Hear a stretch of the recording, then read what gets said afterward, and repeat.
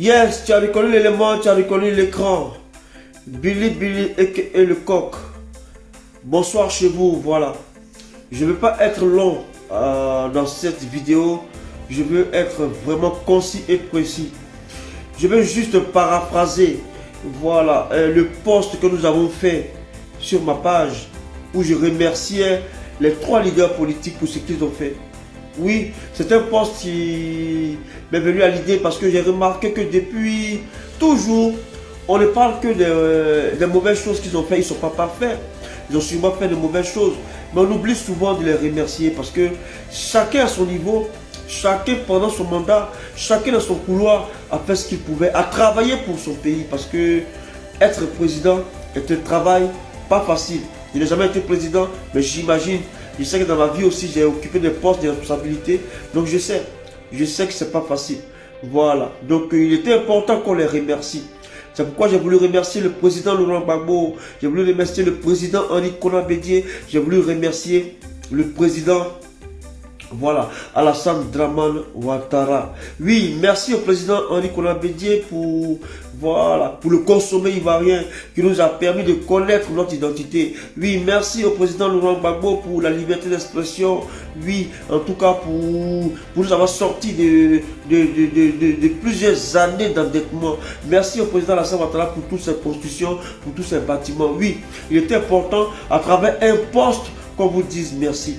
Mais le débat pour lequel j'ai voulu vraiment me prononcer, parce que je vois que les gens sont en train de jaser, je vois que ça crée beaucoup de polémiques, parce qu'il y en a qui trouvent que le président il est bon, le président Alassane Dramane Ouattara travaille bien, donc il est important qu'on le maintienne là jusqu'à ce que mort s'en suive.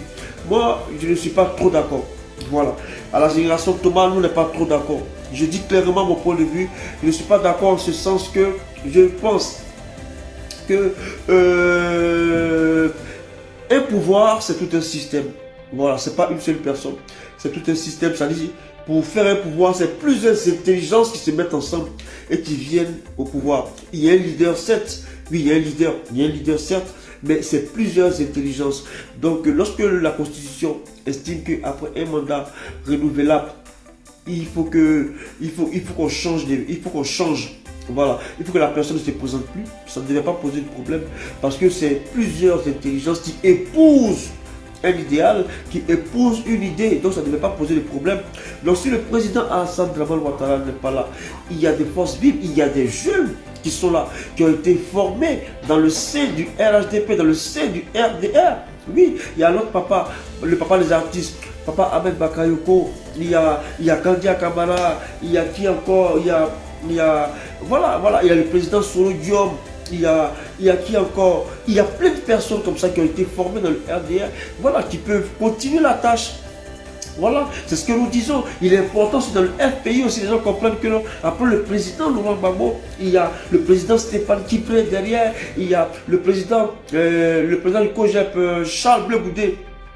Derrière, il y a tous ces jeunes-là. Il faut que le président Henri Konan Bédié comprenne qu'après lui, il y a le président Jean-Luc Bion, il y a Yasmina Onye, il y a toutes ces personnes-là, tu vois. Il y a Kakabe, il y a toutes ces personnes-là, toute cette jeunesse-là. Vous savez, il faudrait qu'on comprenne. Est-ce que vous savez que être président, ce sont les êtres humains? Et qu'un être humain, arrivé au moment où son corps ne répond plus.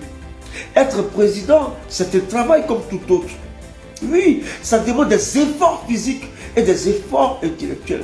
Nous, on pense que c'est juste, ah oui, le gars c'est un technocrate, il a beaucoup de relations, mais arrivé au moment où ton corps ne répond plus. Tu ne peux même pas effectuer le voyage. Tu ne peux même pas lire un discours. Tu es obligé de les raccourcir. Tu vois même tu as les troubles de mémoire parce que c'est normal.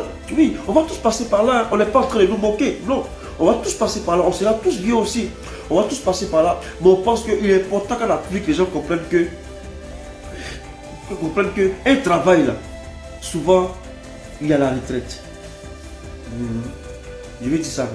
C'est un travail qui n'a pas de retraite. Un travail là, il y a la retraite. Le corps ne répond pas, il est important qu'on passe le fanion à ceux qui sont derrière.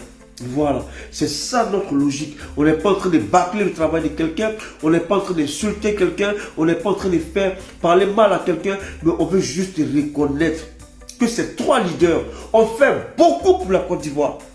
Mais il faut reconnaître aussi que ces 3 leaders ont créé beaucoup de passion. Par la suite, vous avez vu tous ces morts à cause de la passion. Moi, je pense que pour aller à la réconciliation, s'il y a un pas qu'on voulait faire, il est important que ces 3 leaders-là, on essaye, voilà, de les remercier et de leur demander de passer le flambeau, tu vois, de passer le flambeau à d'autres visages qu'on aimerait voir, à d'autres visages qui vont continuer bien évidemment le travail qu'ils ont commencé. Oui, il faut passer le flambeau. Oui, 2020, moi je pense, au nom de la génération Thomas, qu'il faut passer le flambeau, qu'il faut donner la chance à tous ces jeunes-là de vouloir. C'est pas les gars qui disent que non, on veut juste des jeunes pour des jeunes. Non, on ne veut pas juste des jeunes pour des jeunes. On veut que vous compreniez que les jeunes que vous avez derrière vous là, ils ne sont pas cons, ils ne sont pas stupides. Arrêtez de les sous-estimer. Oui, en Afrique, les gens ont tendance à prendre un jeune pour quelqu'un qui n'est pas intelligent, pour quelqu'un qui n'est pas encore mature, pour quelqu'un qui n'est pas encore prêt, pour une personne qui n'est pas habilitée à exercer à un certain niveau de responsabilité. Non, non, frère, l'intelligence qu'Emmanuel Macron a, il y a cette même intelligence-là. Voilà, en Mamadou Koulibaly, il y a cette même intelligence en Jean-Luc Dion, il y a cette même intelligence-là au président Soro Guillaume, il y a cette même intelligence au président Ahmed Bakayoko, à tous ces jeunes-là. Moi, je pense qu'il faut ouvrir les yeux, laissons un peu la passion, s'il vous plaît. Pendant combien de temps on est rentré dans des passions, on a mis des gens, aujourd'hui on a des parents qui sont en exil, aujourd'hui on a des gens qui sont, on a des personnes, on a perdu des parents, aujourd'hui il y a beaucoup de choses, beaucoup d'animosité inutile. Laissons un peu la passion et puis reconnaissons qu'il est important que nous allions à un autre level. En tout cas, voici le message que nous voulons laisser. Voici le message que nous voulons dire à nos tontons, à nos papas, à nos pépés. Le corps ne répond plus. Parce que ce sont des efforts physiques. On ne peut plus voyager, on ne peut plus réfléchir. C'est beaucoup trop de stress. Arrivé à un certain âge, le corps a besoin juste de se reposer, de se coucher, de manger et de dormir. Voilà, c'est tout. Voilà, si le président ghanéen aujourd'hui peut circuler normalement, lui-même il sent qu'il a levé tout un stress sur sa tête. Il est important qu'en Côte d'Ivoire, pour une fois, on voit les choses ensemble.